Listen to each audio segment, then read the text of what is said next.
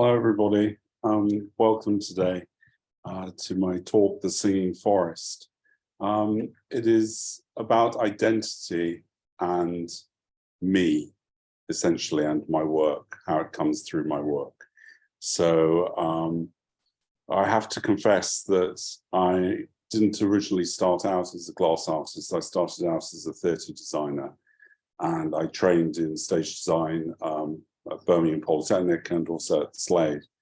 And I worked in the West End quite a lot and around Europe, both as an assistant and as a designer, before moving to the BBC, where I made animation. And I did a lot in schools television. So mainly children's stuff.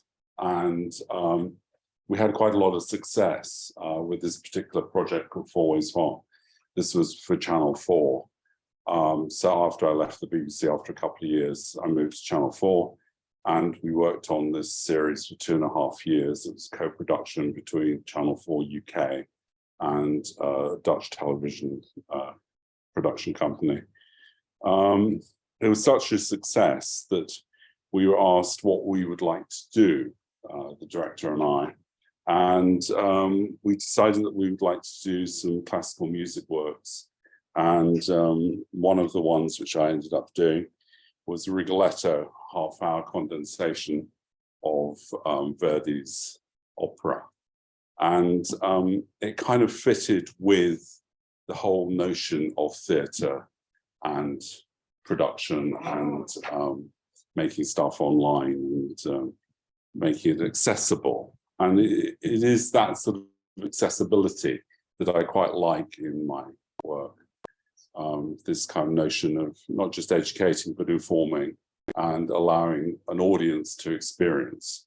And that audience interaction between myself, the viewer, and the space in between is what I'm interested in.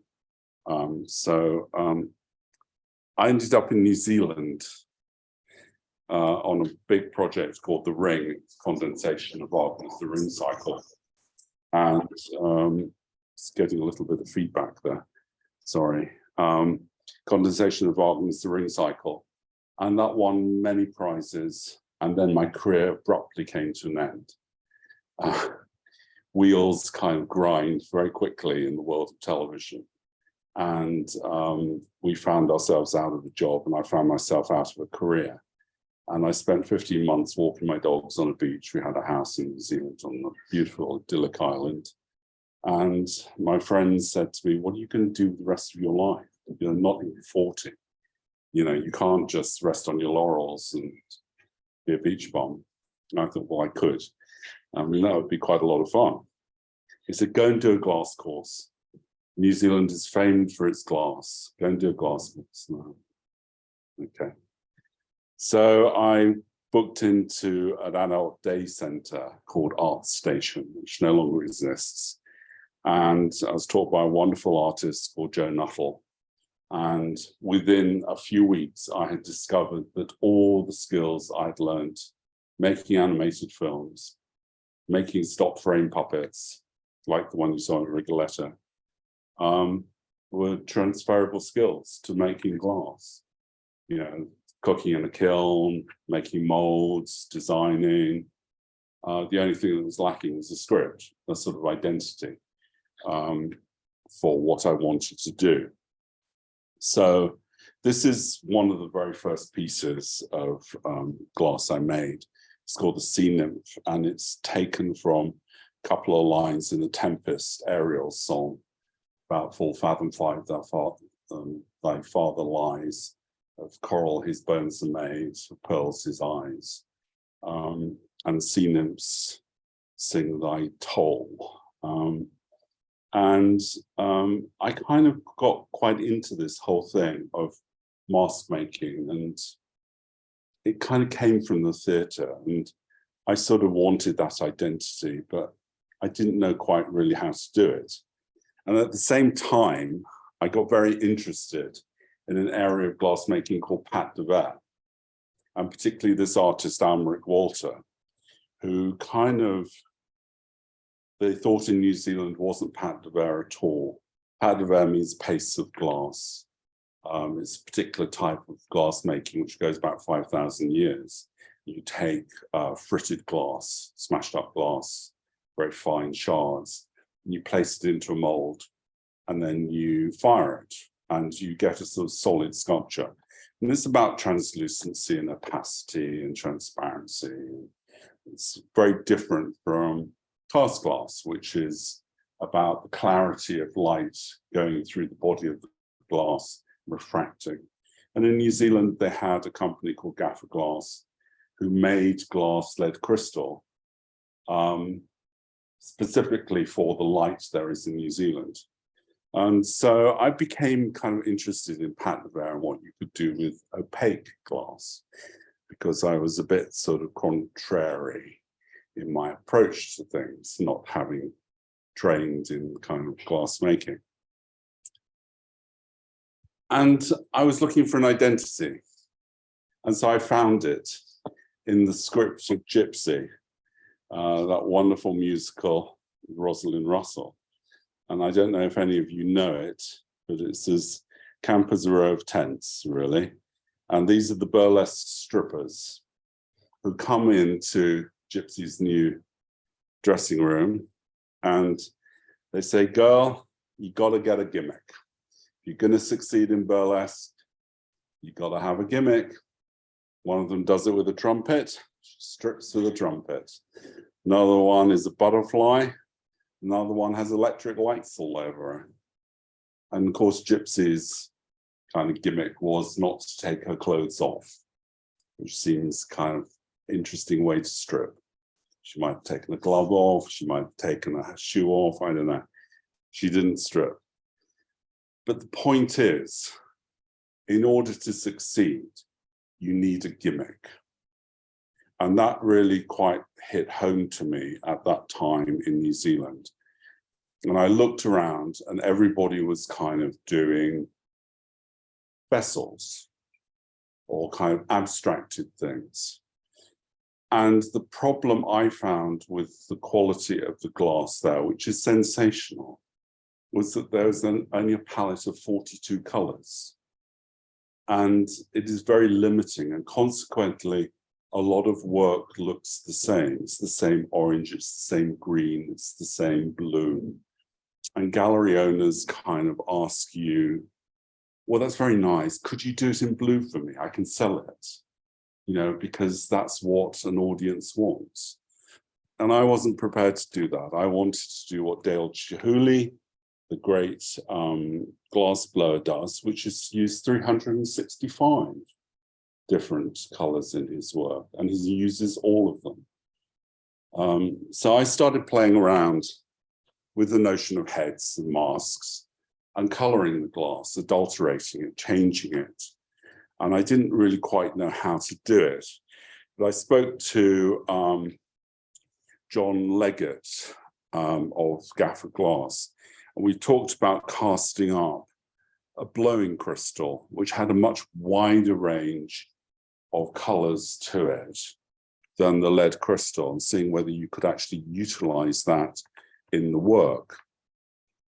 And this is what I came up with, the Sea Witch, which again comes from The Tempest, it's Caliban's mother, there's kind of script behind it, a sort of identity. And we used 10% blowing crystal, which is the aubergine color, in lead crystal, a pale gray lead crystal, to kind of create this color in this strange shape.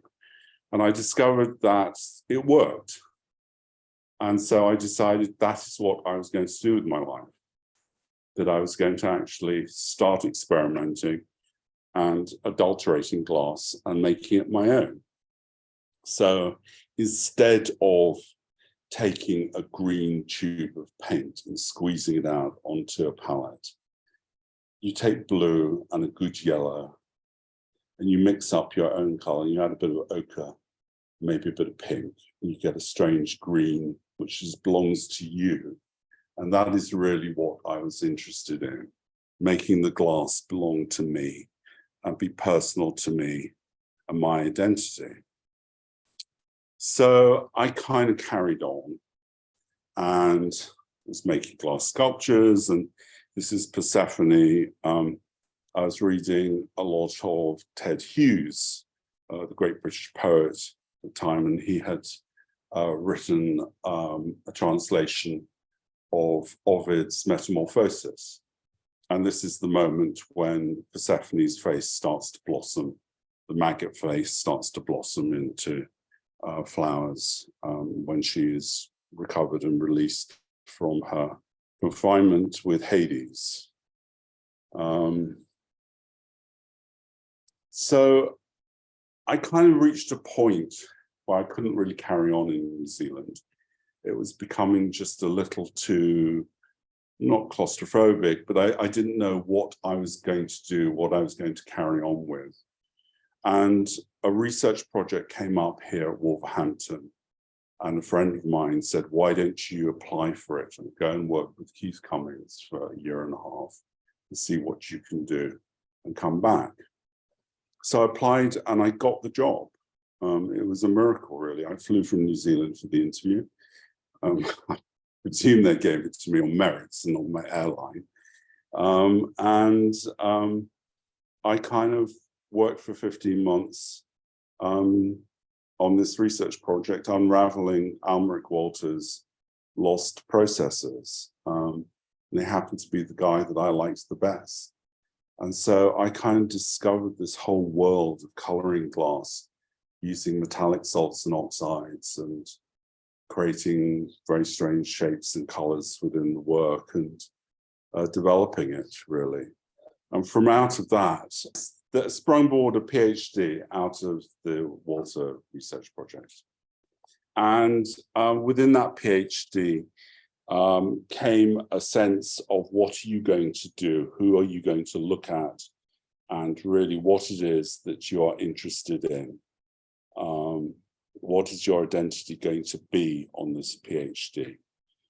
And I was looking at the time at people like Bertil Verlin, the great Swedish artist who works in a mythical and dreamlike world of symbolic imagery.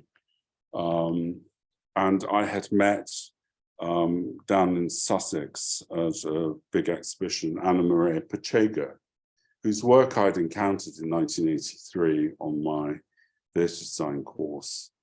And she worked in wood, not glass, the larger than life scale figures, which are kind of gessoed. And she is Brazilian and had a huge kind of exploratory, revelatory experience during the age of the generals, period of the generals in Brazil. And she, her work was kind of very much influenced by that. And when I spoke to her, she said to me, what is it you want to do? And I said, well, you know, I want to kind of make glass and I want it to be pertinent to me. And she said, well, go and do it. Doesn't matter whether you're successful financially or not, just go and do it, because that will be your legacy and that's what will last. You know, if you are going to be a commercial artist, then go and find a commercial project for yourself. But if you want to do something that's pertinent to you, better go and do it, because otherwise you'll be very unsatisfied. And so I kind of did that.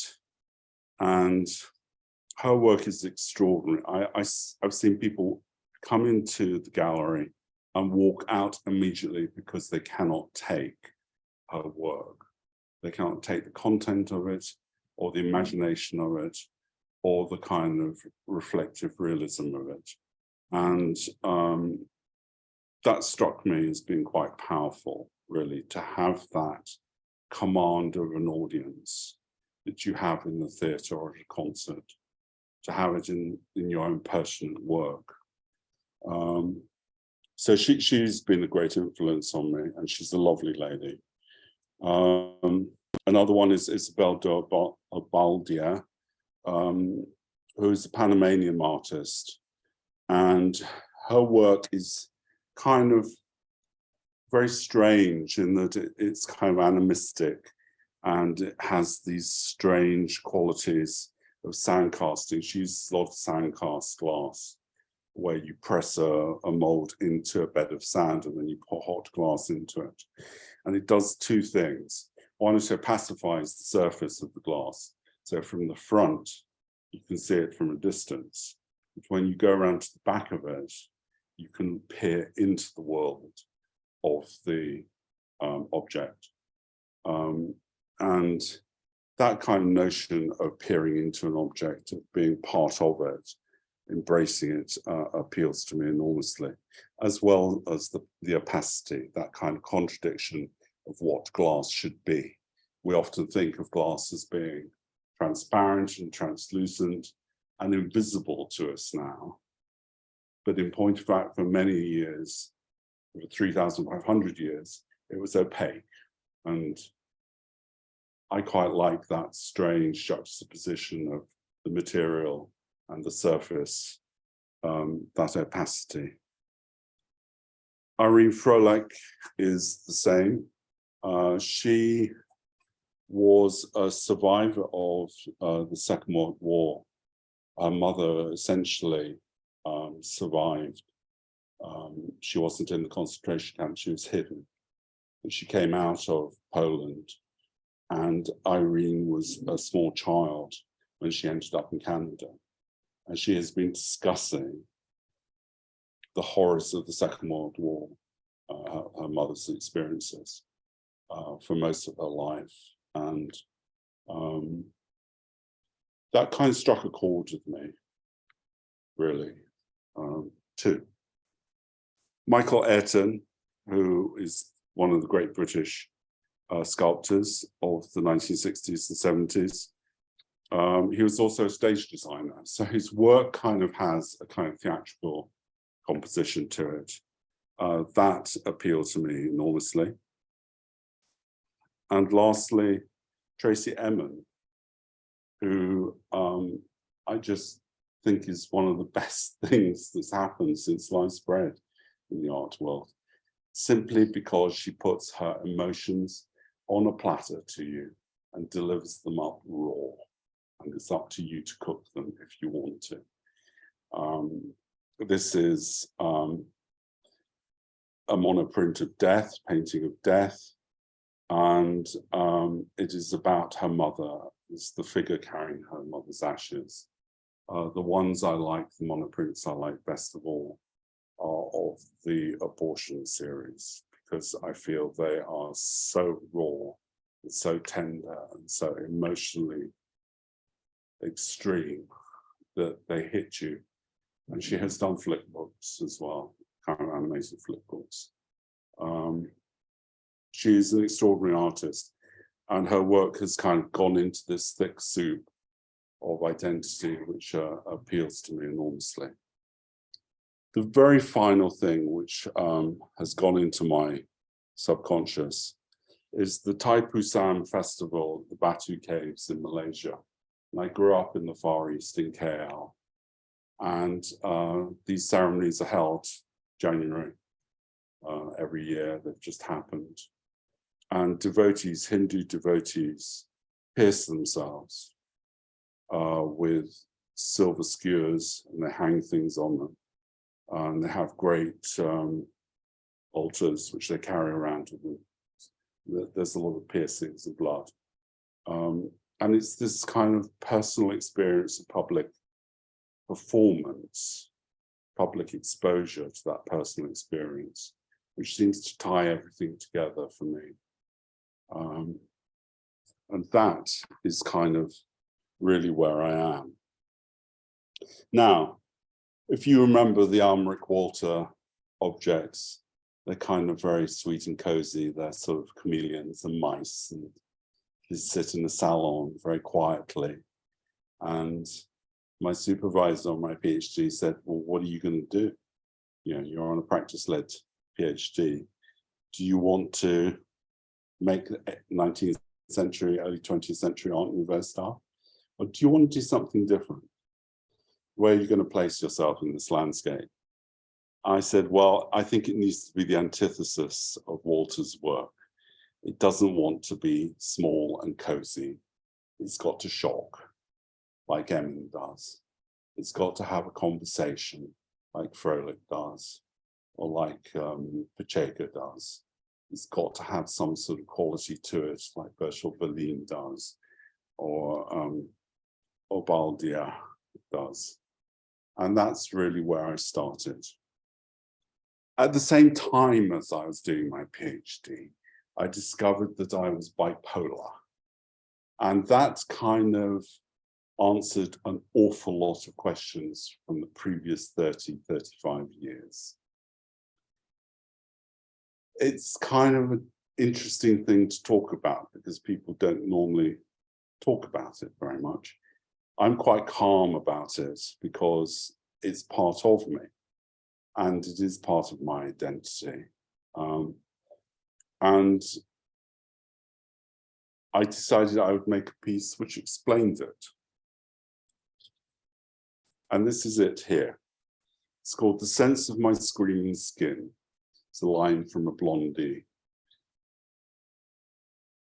record. But it kind of sums it up. And this piece I did is called The Sense of My Screaming Skin, Manifesting My Bipolarity. And this is what it feels like or looks like to be in the moment of a bipolar surge. It is a kind of intensely personal viewpoint. And as I was coloring my glass, all my glass is clear, it's clear lead crystal.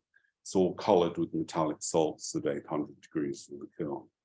It seemed to be the right metaphor, the right simile, whatever you want to choose it, to express what it feels like to be in that condition. The metallic salts you place into a mold and you allow them to cook in the kiln, and the oxygen or lack of oxygen in the kiln and chemical reactions that go on produce the colors. And this was done with silver stain and manganese dioxide for the bruising. And I had literally modeled up the piece and I had literally thumped it in the moment of a bipolar chemical surge, trying to destroy it. And this is what came out. I think it's, I'm very proud of this piece because it is so intensely personal. And this is one of my designs for it from the sketchbook. So it proves I can do drawing, despite what people say. But I don't just model up straight away. I actually do design and sit down with paper and pen and collage. I do a lot of collage. This is kind of another view going on, 3/4 views. But that kind of wasn't enough. I was kind of saying to myself, well, okay, you're bipolar. You can do stuff from that. But also you're an out gay man. And what are you going to do about that? That is part of your identity. And how are you going to show that? Now, I had gone to a gas conference over in America in Louisville, and I had met a chap called Walter Zimmerman, who's one of the great glass artists in America. And he is very kind of preppy and has a little beard and mustache and dresses candy striped shirts with little bow ties. And we got on like a house on fire. And he said, you know, people come to my shows expecting candy, but I give them roadkill. And I thought, that's interesting. My work really should be about the intersection between the badger's skull and the chrome fender. And that's what I'm going to do. So this was one of the pieces which I designed for my PhD. All my PhD work is an experiment. It's all a test, really, although they're very large scale. But they are the antithesis of Walter's work. They scream in your face. They scream whatever it is you want to accept them as an audience, or you can take the message which I'm giving off to them.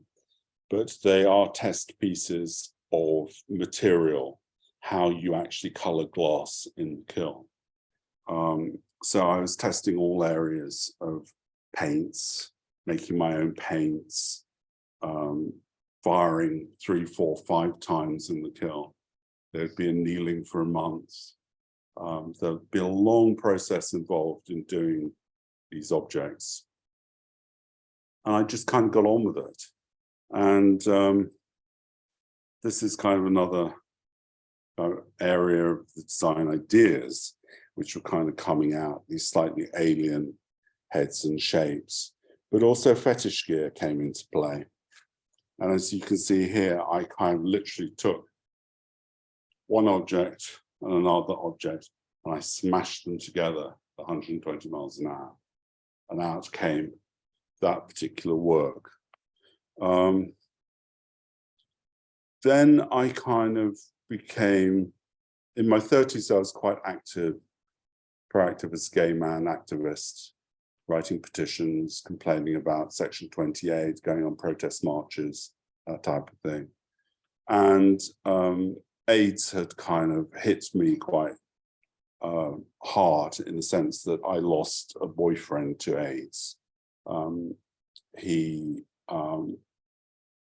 won't go into details, but essentially he went mad and hung himself. And it was quite a sort of strange thing that emerged in my work during the PhD.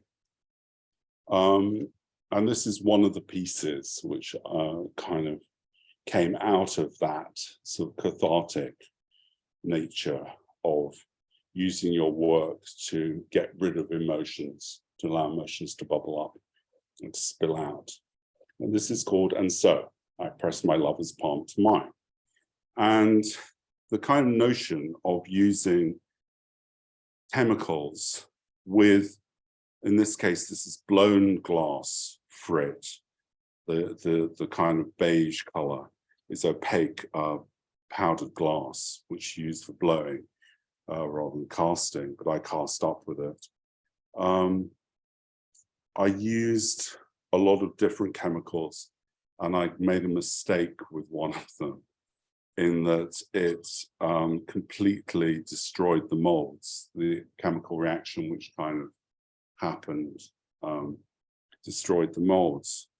And as you can see, the second image from the right, the mold was completely destroyed, but it created this hexagonal shape around the glass, which I left. I didn't polish it off.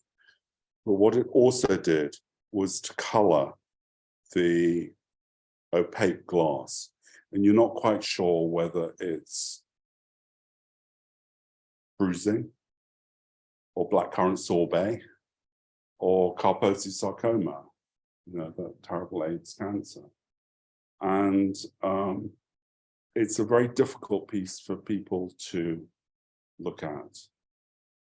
I'm organizing some exhibitions in America and in Europe and in this country.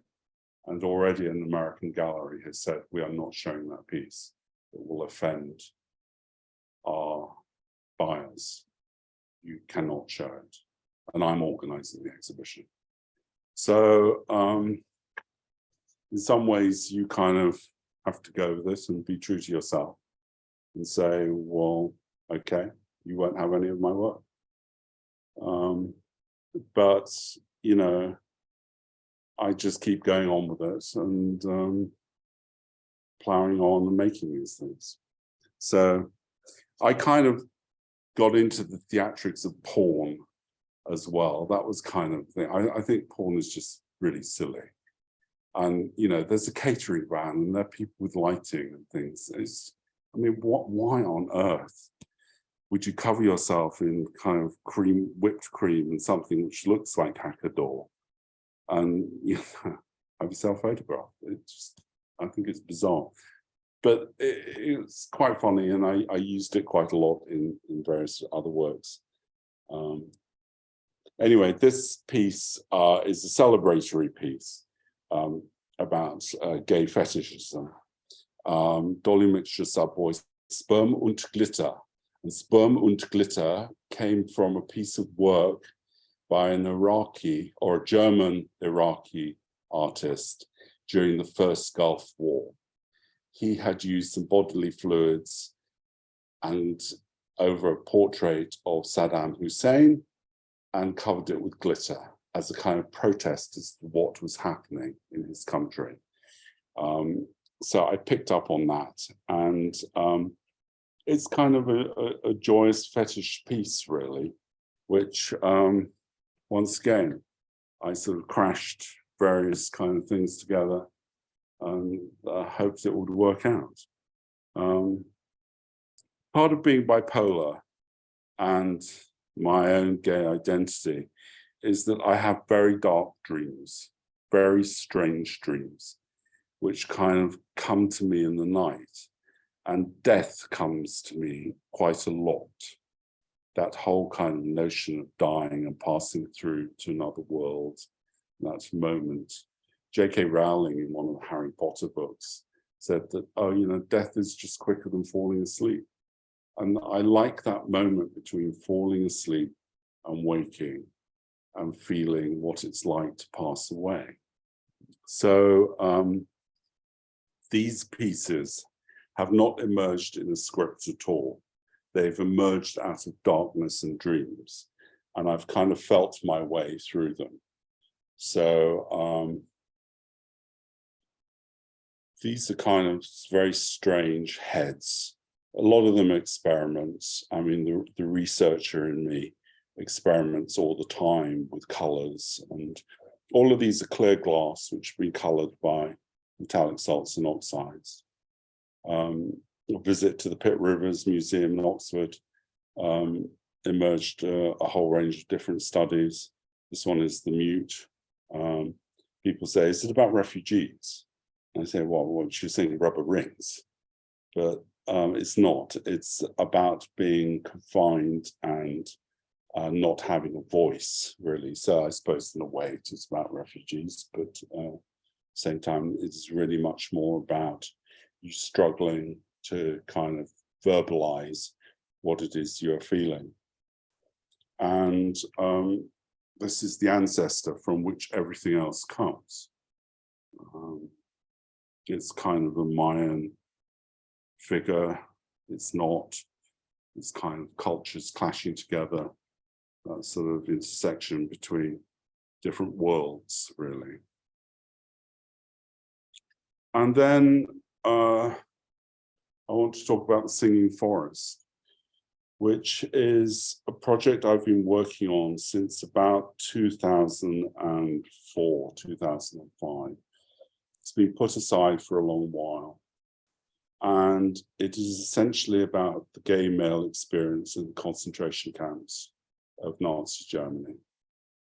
And it's a little discussed subject outside of the gay community. The Singing Forest is the name for the woods around Sachsenhausen concentration camp in Germany. And it was an ironic name given to the woods by the inmates, because that's where most of the torturing and murders took place. And you could hear the screams and the wails and the moaning coming out of the trees. Now, I've picked up this project again after nearly 20 years, because I can technically work out how to make some of the work. I couldn't work it out 20 years ago because I didn't have enough experience, but I can now. But also I feel more confident as a gay man and I'm prepared to confront those horrors, because they are horrors which people did to one another. This image here is would be the front piece of an installation, and it's sort of an installation like, not quite the Stations of the Cross, but you travel through it and you pick up and you look and you can interact. And what is emerging from this new look at it is that it becomes an interactive piece. So there is a wordless choir, and there's maybe a performance piece, sort of like half dance, half something, I don't know yet, but it's got to be more than just glass figures hanging, hoping that you like them or not. This was one work which I did in 2004. It's called The Hanging Man, and it depicts one of the tortures that happened to gay men in the concentration camps. Gay men, by and large, were the lowest of the low. They were amongst the first to go into the concentration camps in 1933. They were rounded up, 100,000 of them, and they were made to suffer enormously alongside those other people who suffered and were gassed and put to death. But gay men were experimented on without anesthetic. And it was a pretty shocking, horrible thing. And it only really emerged in about 1980. There was a book by Heinz Heger, The Men with the Pink Triangle. It's an eyewitness account of what had happened. And when that was published, the Bishop of Salzburg condemned gay men and women and said they are the lowest of the low, they are scum. And it caused an enormous outcry. And from that, Pierre Seal, who had been 17 in 1940, living in Alsace-Lorraine, he wrote another book. He condemned the Bishop of Salzburg, and wrote his account. And dribs and drabs, more people have come forward. And in the fall of 1989, the Berlin Wall, fall of the Berlin Wall, eyewitness accounts came through from those files which have been held in East Germany. So this is kind of a project which is very dear to my heart. And this is some of the waxes I've made, which I'm going to be starting to cast up in glass. This is the punishment, and it is Pierre Seal's punishment. He was arrested and tortured, and his punishment was to be raped by a wooden stick, piece of 2x1, and he never recovered from it all his life. His boyfriend, Joe, was torn to pieces by Gestapo dogs, eaten alive. And I have struggled with this for a long time, as to how you show it. How do you show these horrors, which humanity does to one another? And I don't know whether you can or not in a naturalistic way. So what I have decided is that I will show it in glass, but I will make these figures look like rags, as if they're squeezed out rags, and that the glass itself will be translucent, which is completely different to what I use. So they become like ghosts, and that what you're seeing is kind of an echo of something which has happened in history. This piece is called On the Wire. Some of the inmates, and it's not just gay men, but they'd had enough, and they would throw themselves on the perimeter wire to be machine gunned. So they kind of killed themselves in that way. This is another figure. There's a slight religiosity to some of these figures. You know, it's the sort of descent from the cross and the two beggars by the side of the Christ figure. But there is also an animation to them, which is why a friend of mine, Carrie Furtick, has suggested that there should be a performance piece alongside this work. So there is a kind of wordless choir. You don't know what the words are. And there's kind of a ballet which goes with it of some sort. And that's what I'm about to start working on. This is the interrogation, and a lot of the tortures were medieval. The Nazis took great delight in making up or using medieval torture for people. This particular piece in the installation is the memorial to 1,000 boys. And there was what emerged out of the 1989 files from the east of Germany was that a lot of boys between the ages of 10 and 18 were handed in to the Gestapo by their parents, by their uncles, by their fathers, by church leaders, by Hitler youth leaders, because they were not seen to be macho enough, that they were effete in some way or feminized or camp. And 1,000 boys were rounded up and placed in the courtyard, and they were machine gunned. And the rest of them who survived were taken to a gas chamber and they were gassed. And this is a memorial to them.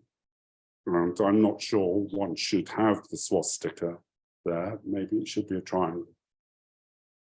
But this is one important piece I want to do in my work. Just as a memorial, the whole thing is going to be a memorial to those men and boys who we don't talk about very often. So recently, I've been working on an exhibition called Collaborations, which is about 20 glass artists who have got together to make work. And Georgia is here, one of the 20 artists. Welcome, Georgia. And we made work in pairs for this exhibition.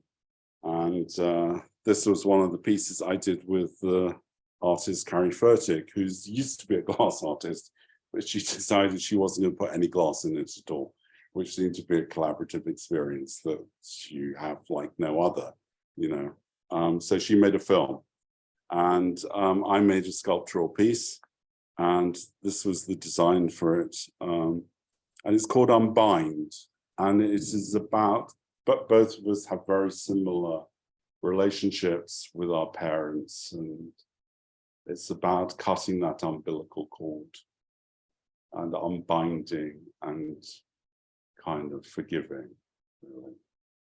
But it's not about forgiveness, it's about actually separation.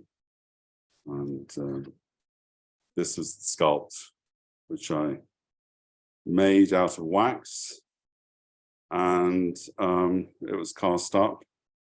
And Carrie did this extraordinary video which made people cry. I saw people actually really in tears about it. She unwinds these ropes, this great collar. And at the same time she's unwinding, she winds herself up. And then she bites that umbilical cord and chews through it, snaps it. And it was the most extraordinary thing. And it was a great working relationship, which I really enjoyed doing, and intend to collaborate some more with people. This is called The Division of Blame, and this is essentially about my parents' marriage. I mean, talk about being damaged goods. One of them was a physical abuser. The other one was a psychological abuser. I don't know as their child which was worse, but both have had lasting effects on me and on them. They're not here with us anymore, just about. So I feel I can talk about it. But the idea is that this sculpt is sitting on a cobalt plinth, and it's made from a fiery red glass, and it's actually taken from a Mark Rothko painting, which sits in the Washington Museum of Modern Art, and it's the most glorious painting. And I thought, I want to do one of those, but in glass. So this is my response to it. And surrounding this agonized figure, which looks like a bit like Michael Ayrton's Minotaur, are these 5 or 6 heads, female no masks, which are kind of pouring scorn on him in some way.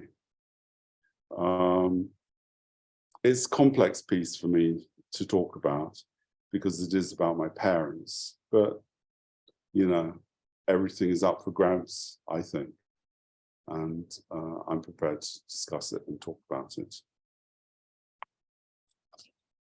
Just to finish, I've written a book on pâte de verre with a colleague of mine, Tone Orvik, Norwegian glass artist, and it came out last summer.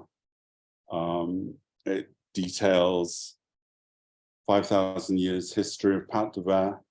It has a contemporary section in it on contemporary artists who are doing extraordinary things and pushing the boundaries out, some of whom were here at Wolverhampton, others around the world from the east, west coast of America, right the way through to New Zealand, across the world. Glorious artists like Jeffrey Bowson, Evelyn Gottschall-Baker, and other people. And it also features 2 of our students here at Wolverhampton who have done extraordinary research. One of them, Gemma Newey, has made some glass paste that you can throw on the potter's wheel, which seems an extraordinary thing to do, to be able to do. And that's shown in the book. And that is where I'm going to leave it for the moment. I think we've been through enough, really, with fire alarms and things. Thank you very much, Claire and Martin, Wolverhampton, and the LGBT History Month, and thank you for listening. And if there are any questions, I'll be happy to take them. Thank you. Have any questions for Max? We do have one actually, Max. Is your work for sale in the UK? It is for sale in the UK, but nobody seems to want to buy it. It kind of doesn't sit in glass galleries. I mean, a friend of mine in America observed, actually, you need to be in a fine art gallery rather than a gallery that deals with the material qualities of glass. And that's a kind of odd thing, really. I think that's possibly why the gallery in America is not so keen to take my work. You know, it's the subject matter, the narrative involved in it. But yeah, I mean, if anybody wants to make an offer, I'm very happy to. Yes, so get in touch with Max if you, yeah, it's an anonymous attendee, so we don't know who you are, but if you want to get in touch with Max, then please do. You were talking about the Rothko and the work of your mum and dad also being sort of, it wasn't a later piece, wasn't it? But your work is very figurative. And it's sort of, how is that connection made? Is it the material that's going to make that connection, or is it the emotion? It's the emotion. Yeah, you're absolutely spot on. It's the emotion. You know, I mean, walking in front of a Mark Rothko, you know, one feels extraordinary things surging through you. You know, it's hard to kind of verbalize them. But I know they're shocking sometimes, you know, and this particular one, it's not a very large one. It's maybe, you know, 2 meters by 1.5 meters wide. It's quite small for a Rothko, but it has an intensity to it, which I felt I wanted to convey in my work. And so I decided that I would use the kind of format, this kind of kabuki stage, which kind of works at the bottom of that particular painting, this blue, with a kind of shimmering orange red hovering above it. And I immediately saw what I wanted to make from it. That was kind of an extraordinary connection there for me. And that's how I came about it. Yeah. Laura.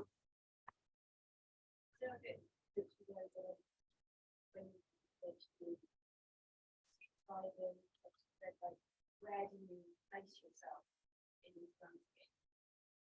How do you feel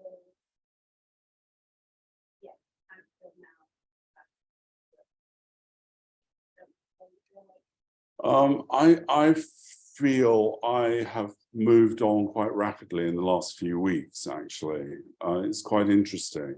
I mean, picking up this project again, Singing Forest, you know, I suddenly feel I have a motivation to do something. For a long while, particularly when I came back here, I wondered really what I was trying to do. I mean, I was trying to teach, I was trying to research, I was trying to make work, and I couldn't really figure out where I sat. It's only recently, in the last few weeks, that I've discovered that actually what I want to do is tell the story and become a narrator. I don't think I'm a glass artist, per se. I think I'm a sculptor, and I don't really fit in the glass artist community of things. You know, I go to conferences and I feel very out of it. I feel very liminal in that sense, and I think I'm much more a fine artist than I am a glass artist. I just happen to use glass as my medium, as you would bronze or wood, you know, that type of thing. So where I place myself in the landscape of art and design, I don't know yet, but I feel that I'm coming to a stage in my life where I'm actually using the animation and the theatre and the glass and the sculpting together to create this body of work. So it becomes a total artwork, it becomes an opera in a sense. Yeah, that's all I can really say. In the end, it's for others. I mean, the legacy that one leaves, it's for others to judge. You know. Okay, we have a question online. Hi Max, you mentioned the gallery in America saying they would not exhibit the work, and wondered if you have more comments about that. Is it censorship or the political climate, for instance? Part of it's the political climate. Part of it is to do with the notion of buyers coming in and not being offended because they're writing large checks for money. You have to be careful as to who you offend in that world, or who galleries offend. So it's to do with politics, really. I kind of have a problem with it because, you know, I just want my work to be on display, and I think it should be on display. But, you know, you have to be realistic. You have to say, well, either you get the exhibition on or you don't do the exhibition at all. And there are 10 people all waiting for you to get that exhibition on as artists, and they need that money. So you have to be pragmatic about things, and you know, you have to kind of swallow some crap sometimes, and that's what I'm doing, swallowing a bit of crap. Okay, we have one from Forrest, him. Hi Forrest. Do you have any future plans or ideas for more works regarding your bipolar? Your pieces are incredibly powerful. No, thank you. I don't yet. I may do in the future, but at this stage, my raison d'etre as an artist is the Singing Forest. I think it needs to be spoken about, and if I don't say it, I don't think anybody will. That's the problem. So, you know, whilst I have time left, I want to talk about that gay experience in the concentration camps and see how far I can push it, and then maybe do my own personal work. But this is the kind of mission, really, which I want to do. Yeah. Okay, and I am 3150 said Max the Opera. I want to see that. Me too. Me too. Just need some arts council funding. Yes. So. Yes. You mentioned that you're organising validate here in the UK. Next year, and it should be up in the north of Scotland. Yeah. That's so that there are three. There's one in America, there's one in the north of Scotland, and there's one in Conches in France. There's a new glass museum. I want to take it to Tel Aviv, and we want to take it to New Zealand. Where? No, that will be from the book, from the Pâte de Verre book. Those artists who very kindly offered their works. Tona and I have this great mission to educate the world in the Pâte de Verre, because the glass artists, by and large, feel that Pâte de Verre is a very esoteric area of glassmaking. And we're here to say, well, actually, casting glass, and forgive me, Georgia. I'm with you. Casting glass is just an arm on the much wider world of Pâte de Verre, because Pâte de Verre is a far more complex mission statement. You know, the methodology is very complex, techniques are relatively complex, and you could do so much more with it. And it's having this extraordinary golden age at the moment. It's really flourishing, and people around the world are communicating and having networks. And Tona and I want to capitalize on that and extend it. So the idea is that we have these pop-up exhibitions, conferences, workshops all around the world. Yeah. Sorry, you had your hand up. Thanks for sharing. And also, in those in-between times when you're not knowing anything about glass to what you do now, before you get to this period you are with the singing forest, how do you get through those times? A lot of holidays, a lot of walking on the beaches, a lot of thinking, a lot of drawing, wondering if you should give up, a lot of self-doubt. It's a complete mix, really, of things. You need supportive people around you. You can't work in a vacuum. Unfortunately, I have a very supportive husband who, although he says jokingly, and I hope it's jokingly, couldn't you make something pretty and then we could sell it? You know, I say, well, this is my pretty, you know, so get used to it. But, you know, I have a very good supportive network of people, particularly those I met in Scotland on my PhD, people like Harry Furtick and Jeff Zimmer and other artists who are very supportive in what I do. And they are, by and large, in the same kind of thinking process of actually, you know, am I a glass artist? Am I a sculptor? What am I? And Carrie is no longer a glass artist. She doesn't call herself a glass artist. I don't know what she calls herself, just an artist. But you get a corsetry of friends and family around you who keep you going. Yeah, and chocolate and Labradors. They're the things. I have two, so yeah. Okay. Great. Well, I think that concludes the questions. Great questions. Thanks, everyone. So I guess all that remains to be said is to just thank Max so much. Thank you.